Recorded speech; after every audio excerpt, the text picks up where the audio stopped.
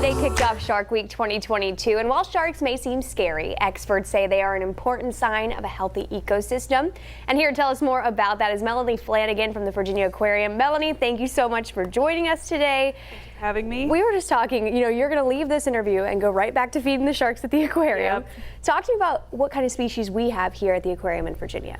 At the Virginia Aquarium, we have sand tiger sharks, nurse sharks, sandbar sharks, cat sharks, and a zebra shark. I love that. And if you watched Daybreak this morning, we were just talking about this. They all have unique personalities. They do. White Margin, she kind of loves to grab food and run around with it. Mina is extremely food motivated, so she comes to her target, you touch the top of her head, and she knows that it's food time, so she will stay there and wait for you to give her the food, and it's very sweet of her to do that. And for a lot of people, I feel like when they hear shark or they hear, like a shark is going to come up to you and you're going to touch it on the head or something like that, it can be a bit scary, especially where we live, the ocean right here. Talk to me kind of about how people don't need to be so scared about our wildlife here. People don't need to be so scared because sharks they're not very aggressive animals. They're more hunger motivated. So, and humans are not in their main diet. What they're looking for is fish that they'll find on the shore, offshore, and they're not looking for us necessarily.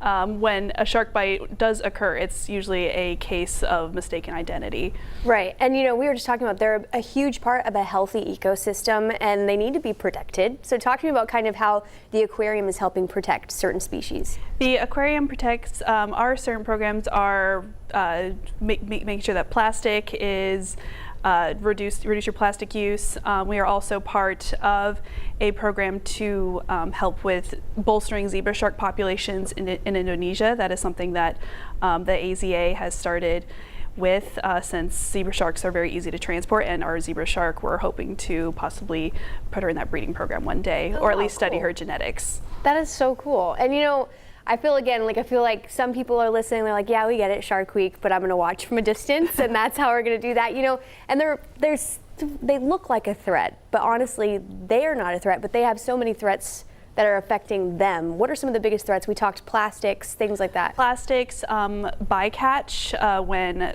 fishermen accidentally catch sharks along with their regular catch, as well as overfishing, since some sharks are hunted for food.